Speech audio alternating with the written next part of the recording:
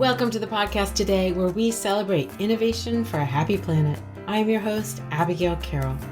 This week's podcast touches upon two themes that are close to my heart: my college town of New York City and oysters. Our guest today is Murray Fisher. He is the man behind two New York City institutions that have become iconic.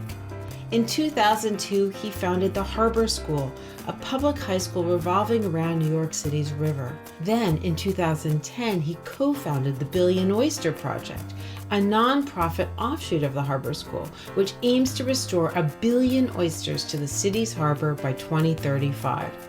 As a former oyster farmer, getting invited to bring my oysters to Billion Oyster Project's annual fundraiser was something of a rite of passage. And if bivalve-loving listeners have a chance to attend, you should absolutely do so. Literally tens of thousands of oysters are shucked by oyster farmers and eaten in a matter of hours. It's an epic event. It's such an honor to have Murray Fisher here today. I think you're going to love his story as much as I do. Let's get to it. Welcome to the show, Murray. I'm so happy to be here. Thanks for inviting me, Abigail. I'm a huge fan of the Billion Oyster Project and the Harbor School, and I really am so eager to hear about all you've done to shape the New York City harbor. And I think in doing so, you've had a big impact on the human ecosystem as well. I love telling the story, and for the last 4 years, I haven't been involved in it day to day. So my role has changed a little bit. So it's actually made it really helpful to be able to look back and reflect even more. I think you're something of a visionary because the Harbor School wasn't founded yesterday. It was 2002. Yeah, that's when we started working on it, 2002. So over 20 years now. It opened in September of 2003. It was sort of the luck of being young and naive enough to believe that you can create something. Honestly, I would not go back and do it now, knowing what it took. I think that is a really interesting insight about just all of these, startups and these projects. They are heavy lifts. I think a lot of founders feel like that it would be really hard to start all over again. Exactly.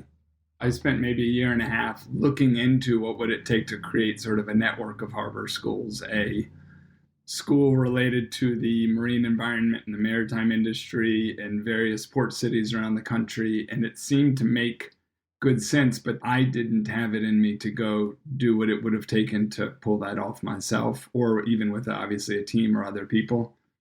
We luckily, though, can keep telling the story about Harbor School, and hopefully it can be an inspiration for other people around the world who want to improve the relationship between humans and their marine environments where most people live.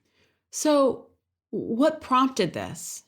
It was a bunch of things. I mean, I always was sort of an environmentalist since I was a kid. I always knew my role on this planet was to try to protect it for all species and for multiple generations. Still trying to figure out how best to do that. But I worked for Riverkeeper after college, Hudson Riverkeeper. I grew up in Virginia. It was pretty unlikely that I would end up in New York, but I came up to interview with Riverkeeper and ended up getting an AmeriCorps job, fell in love with the Hudson River, and remember being in the Hudson River, working with a scientist. We were tagging and sexing all these different fish that were coming up the Hudson River about 100 miles north in New York City. And I just remember being in that river, 23 years old, thinking, I'm learning more now than I've ever learned in my life. These ecosystems, particularly rivers, are such a critical part of our culture and our society, and we're degrading them everywhere, and we don't know that much about them. And why are there not schools based on these rivers?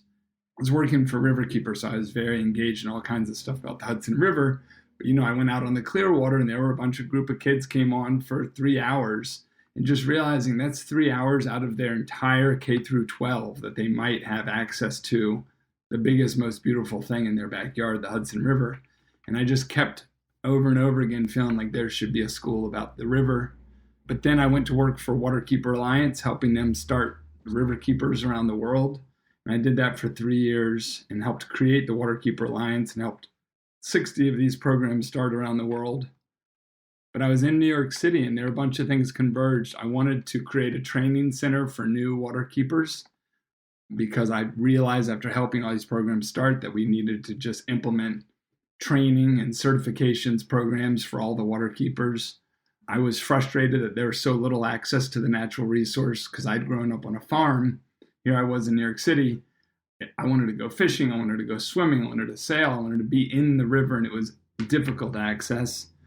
But mostly I realized that there are 1.1 million public school kids in New York City, over 80% of whom are not white. And here I was working in this environmental group that was mostly white men. And it felt like if we wanted to be successful protecting the planet, we needed to enlist everybody. And so what's the best way to enlist public school kids in caring about the marine environment? I literally just sort of naively started asking people, why wouldn't we create a school about New York Harbor? And it was just one of those cases where each of the first 4 people I asked said, yes, and I'll help you do it. And I remember all those individuals. I remember each specific conversation, and all of them have been involved for 20 years. So it was a real case of the power of an idea. I didn't have any expertise other than some love of the marine environment. And it was a really exciting process where I just realized that my role was just going to help make it happen, but wasn't really sure where it was going. That's amazing. What does the Harbor School look like today? Well, we started in Bushwick, Brooklyn, and we knew that we wanted to be on the waterfront. So actually one of those first calls was to Peter Neal from the South Street Seaport Museum. And he said, we'll be a partner. And so we actually started holding classes down at the Seaport Museum so that the kids could have access to the water on day one. So I had an office at the museum. We started using the museum's boat, the Letty G. Howard. Essentially, the Seaport Museum was our second campus. We were in Bushwick, Brooklyn, and the whole time we were there, we knew and we were very clear with people that we wanted to move the school to a waterfront location. So there was a principal, Nate Dudley, who helped me create the school, and he was running the school, and I was able to spend some time looking for our longer-term location. It was sort of a luxury that a lot of schools don't have. I was the director, was my title, but I was able to go out and spend time on things like raising money, creating a board. And one of the 100 things I was working on was trying to find us a long-term home. So we looked everywhere, about 16 different proposals for 16 different sites around the city. But Governor's Island was always, to me, seemed to be the best place. It was right in the middle of the harbor. It's actually at the intersection of the Hudson River and the East River, and then Raritan Bay and the Atlantic Ocean coming up from the south. It was 100 empty Coast Guard buildings.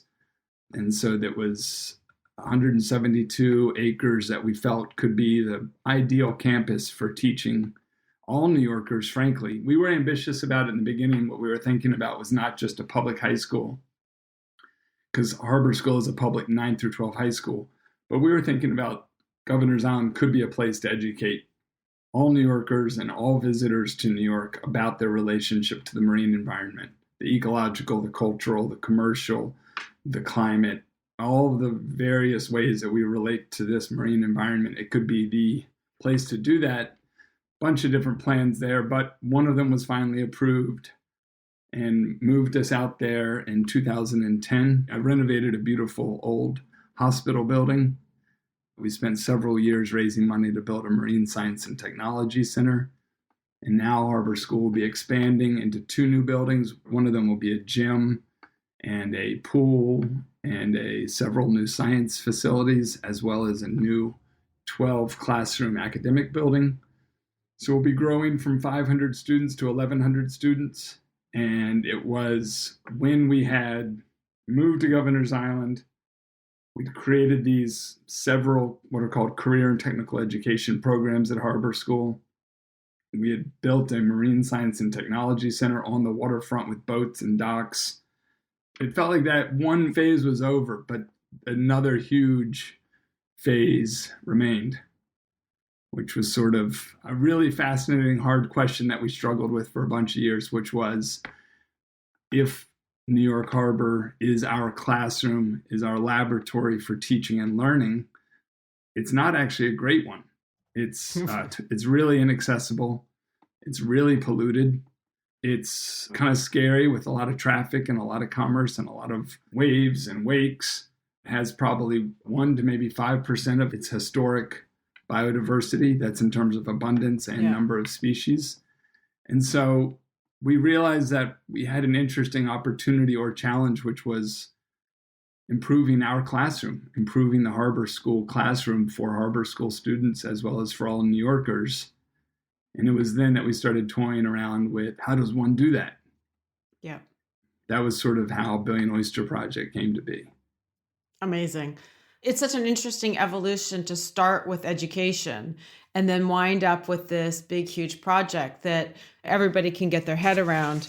I want to understand how are they getting to Governor's Island? So the kids are from all over New York City. It's equally accessible and open for any student who is in 8th grade in New York City. They take trains and buses and walk to ferries. The main ferry is the Governor's Island ferry that leaves from South Street in Lower Manhattan. As the ferry service increases, there's going to be a ferry from Brooklyn, which is really great news. We've been fighting for that for 15 years. And so that's going to happen. It's a long commute for kids. Kids who apply to Harbor School have to put down Harbor School in their high school choice form. And then it's a random lottery for the ones to get in. 70% of Harbor School freshmen have to qualify for free or reduced lunch. So that's a way that we lock in serving a majority poor kids. Wow. Which was really important to us because when we moved to Governor's Island, we started getting more and more kids whose parents had more options. And that has been really cool because it became a completely diverse school, which is really hard with small schools to keep them really diverse. Yeah. But it also started to swing quickly away from the kids who we had kind of been designed to serve, which were those who otherwise did not have opportunities to get on and around the water. Yeah. You know, you find whether it's in aquaculture or shipping, often they had a relative who got them excited about it, a dad or a cousin or an uncle.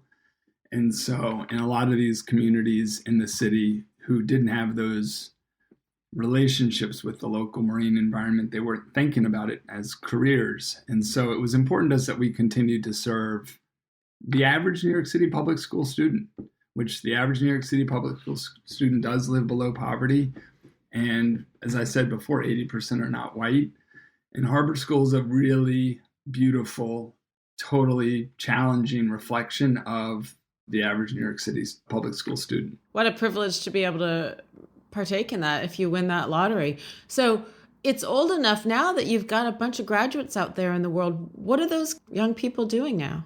Like anyone would suppose, and I certainly know this as I still change my career every 5 or 10 years. Oh, I know about that. Yeah, a lot of kids are self-aware enough that they go to Harbor School. They're excited about one particular aspect of it. They may want to get into marine biology. They may want to learn to scuba dive. They may just think boats are cool. They go there. They will study in one of the 7 career and technical education programs because they have to. It's a 3-year, 6 semesters of sequential courses that culminate in a technical credential in one of those 7 marine fields. And that means that they have sort of entry-level skills for that field. Yeah. And the reason we want them to have that is we want that to be an option as much as we want college to be an option. Yeah. And we're sort of agnostic about this is better or this is better. We just want both options. It's brilliant. But a lot of kids leave Harbor School and say, that's cool, but I'm not going to go be a marine biologist or a boat driver. But a ton of them do. And what's really cool is you almost see it in sort of the reflection of what the drivers of boats in New York Harbor looks like now versus what it looked like 20 years ago. We've literally changed the complexion of the people who work on the harbor. Amazing. To more accurately mimic New York City.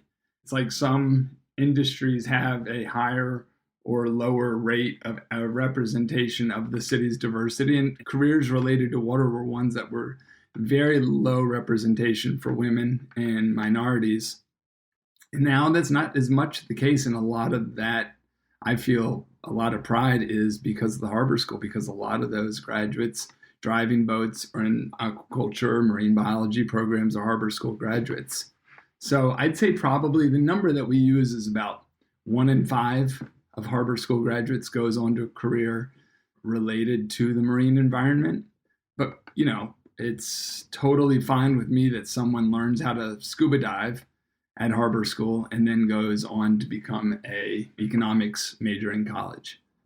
Well, you're also just creating all those people who are going to proselytize about the ocean. It's almost good that they're not staying necessarily in these niche places where they're always among similar types of people. Exactly. We got to get the message far and wide. They can bring value to those fields, and they can also, spread the word. Certainly there's enough people now in venture capital really excited and interested about the ocean. And we need people like your graduates who have experience and real firsthand knowledge to help shape that and the direction of that. I think that's so true. It's about the actual skills they're learning can be relevant for a bunch of things. The skills they're learning can be relevant for how they learn and perceive themselves as a student. We saw that a lot. Kids who were not successful in middle school come to harbor school, are doing well in vessel operations. And because they're a good boat driver and they like that, they're outside, they're doing something very physical, translates into feeling that they're a successful student, and that translates into better academic success.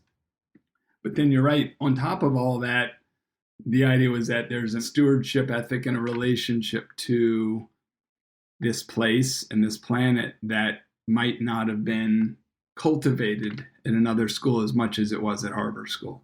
Yeah. But I also think that joining those practical skills with lab skills gives these young people a huge advantage. As an oyster farmer, I was working a lot with the local colleges, and these kids knew a lot about science, but they didn't know how to drive a boat.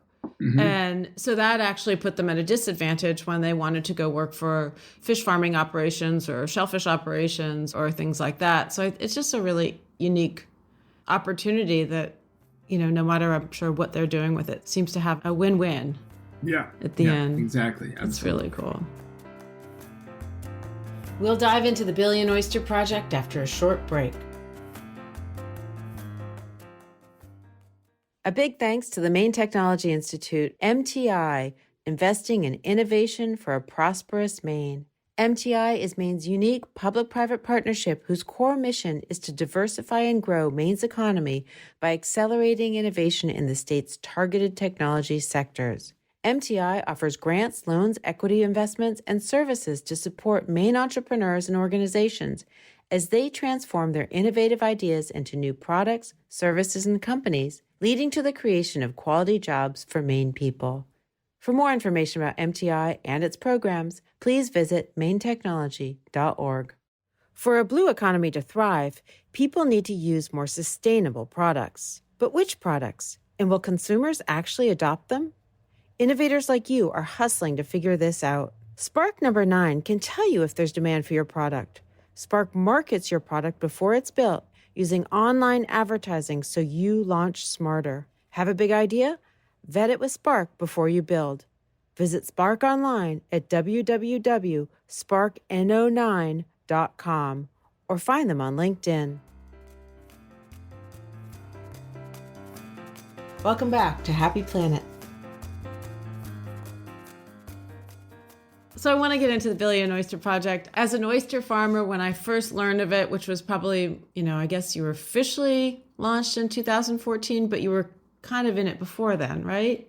We were, yeah. So sort of joining up the harbor school story with the creation of Billion Oyster Project, the critical thing there is when we were in Bushwick still and we were creating these career and technical education programs, I was introduced to Pete Malinowski through his dad, Steve Malinowski, who's a Fisher's Island Oyster Farm.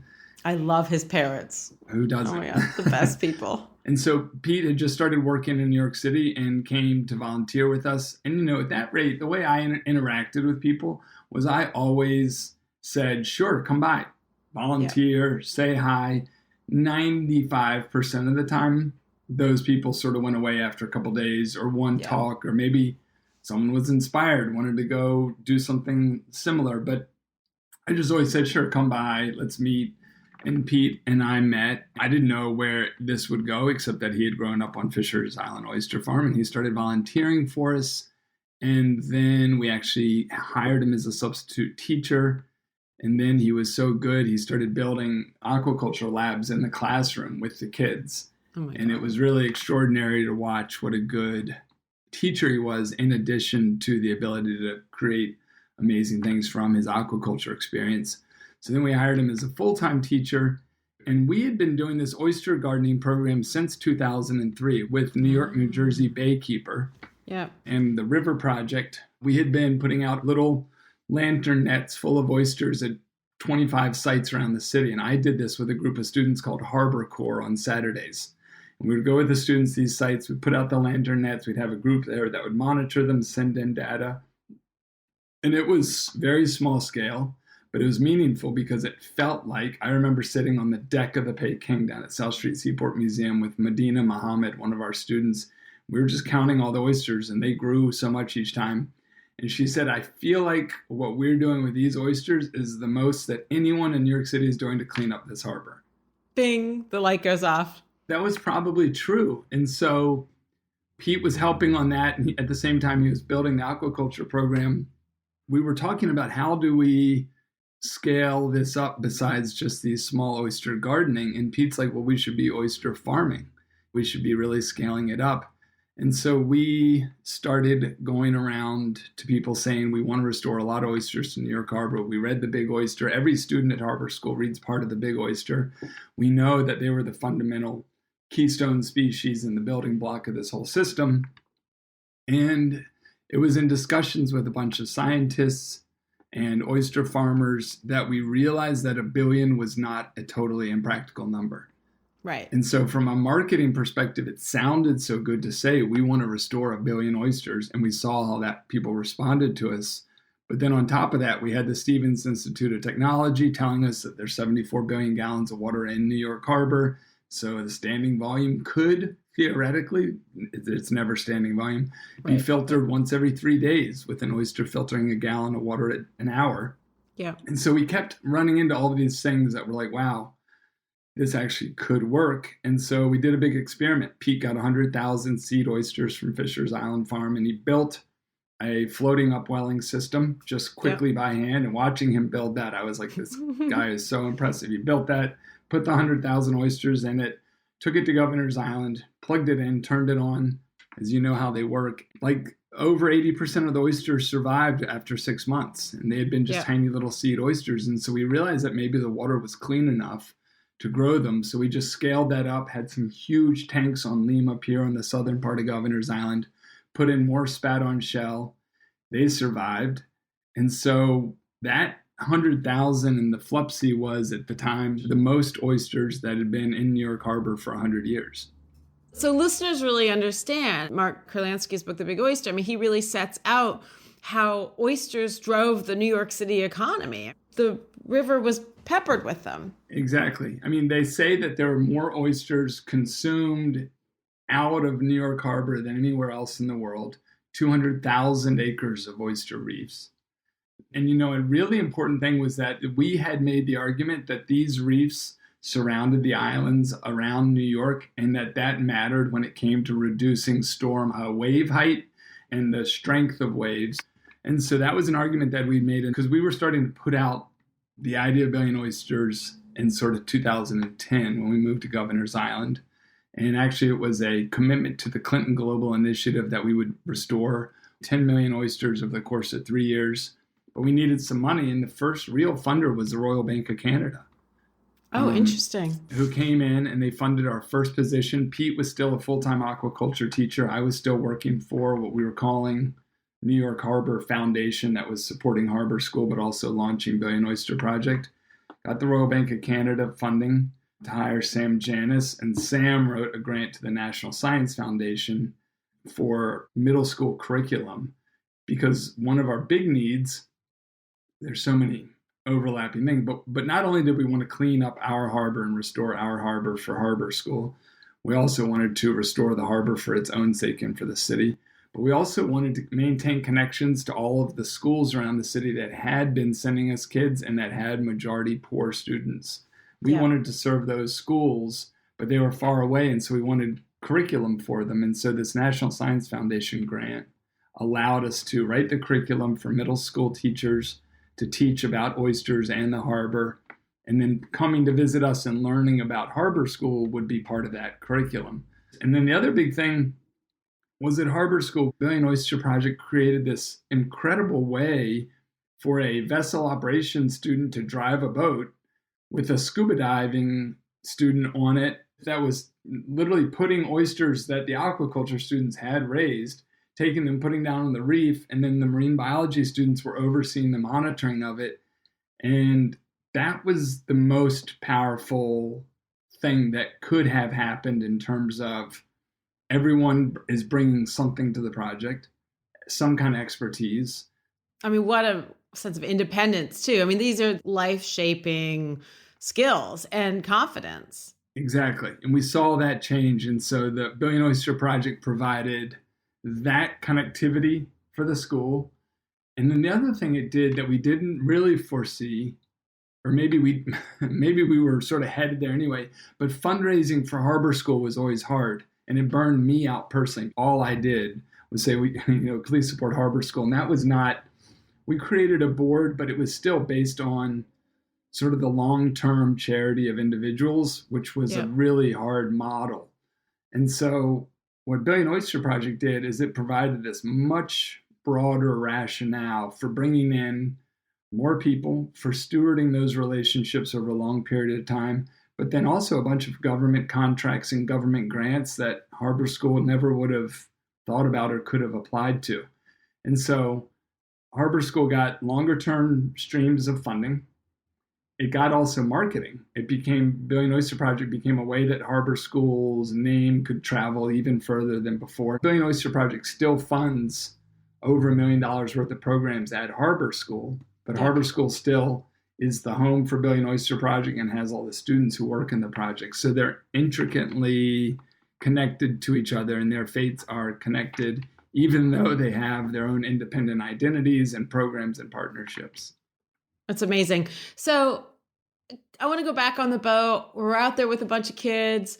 We're seeding the harbor. I mean, are they literally just throwing the seed down or they're creating reefs? How's this happening? Well, it's a gigantic experiment that changes every year. And we have to prove to the State Department of Environmental Conservation that our oysters are providing what's called ecological uplift. So increasing the ecology of that site where the oysters go down. And they don't want to approve really big reefs until they're convinced that our little ones provide that ecological uplift. In the beginning, it was a patchwork of lots of small experimental reefs where each treatment looked different and each of them is being monitored to see which is most successful. How do you do that? We use harbor school scuba divers. And that's the main way, is that the way that the reefs are built, you can pull some of the structures up and actually monitor the growth and see what associated animals are living there. But we're also doing water quality monitoring associated with them as well. And so we have to prove that there's the ecological uplift is happening while at the same time reducing the cost of putting a bunch of oysters in the water, sort of the per oyster cost, so that we can get more oysters in. I mean, aren't they spawning? What's happened now in the last couple of years is we're seeing baby oysters on virtually every hard substance in the harbor for the first time in a very, very long time. Now, that could be, it turns out there are oyster beds up in Haverstraw Bay that were discovered when they were building out the new Mario Cuomo Bridge. In fact, one of our reefs is a mitigation reef that we built because of some reefs that were destroyed by the footings of that bridge. So we built reefs there, but we also, in doing that, they discovered that there are existing living oyster reefs there. So they're producing larvae, and then in Long Island Sound there's production, and in Raritan Bay there's production. And so it could be that the oysters that we're seeing are from any of those wild populations, or it could be that they're from the ones that we're putting into the water. We're not sure. We only count towards 1 billion the ones we put into the water. We don't count them if they reproduce.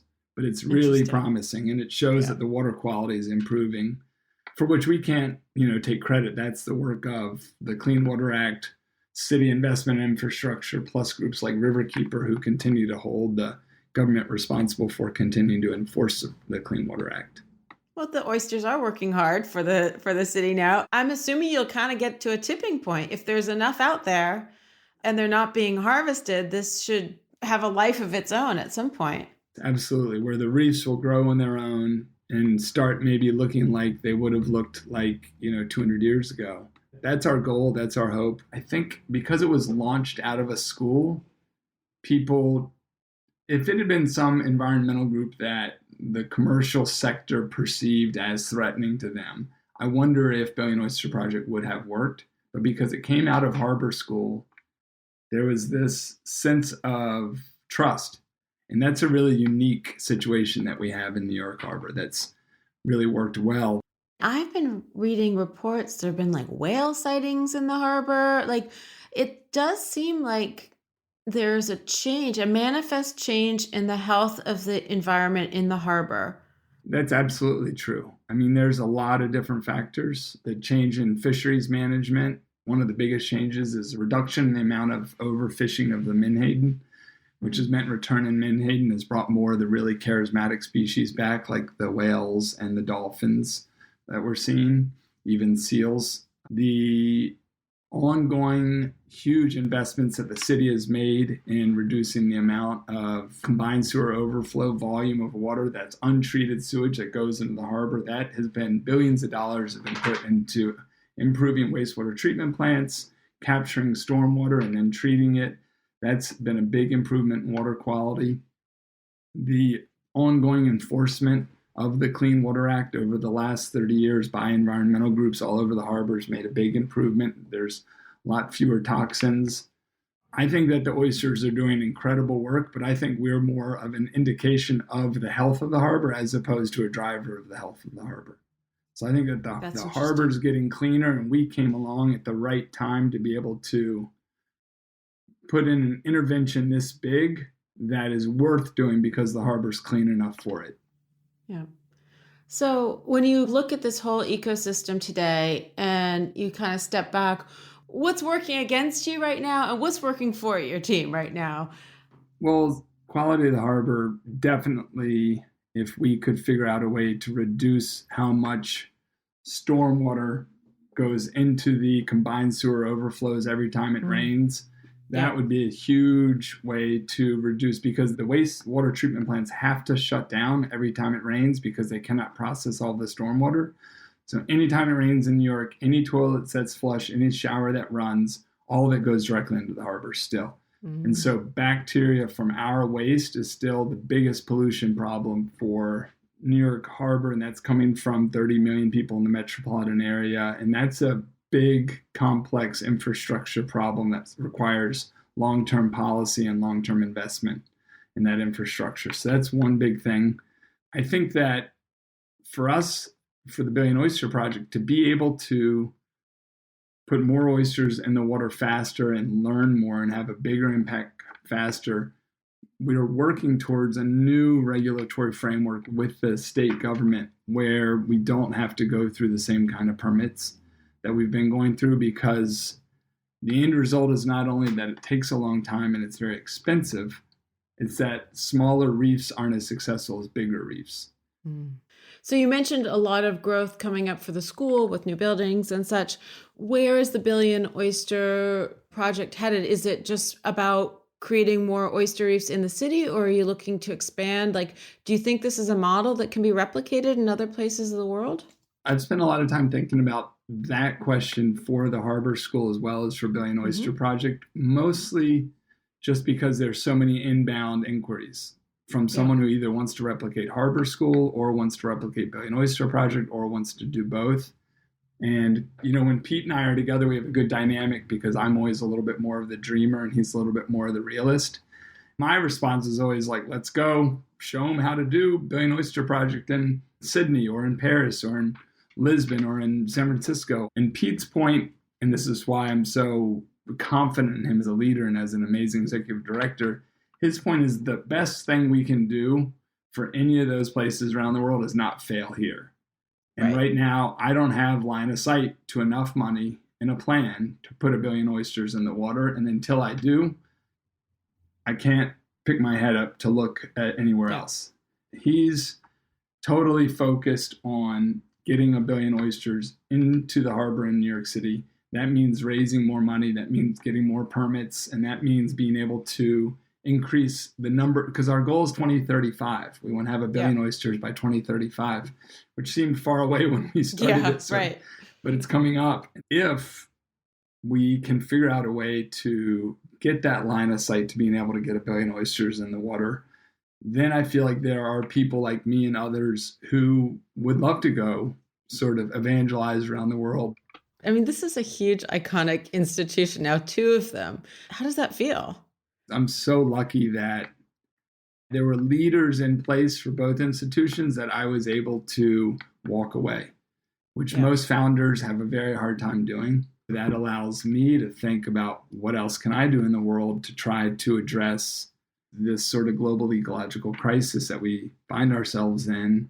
And so what's my role in trying to support the next generation of those people is sort of what I've been wrapping my head around, which is I'm doing totally different work now, but it's around trying to find really ambitious entrepreneurs who share my vision for protecting the planet and who in this case have business plans that can do that.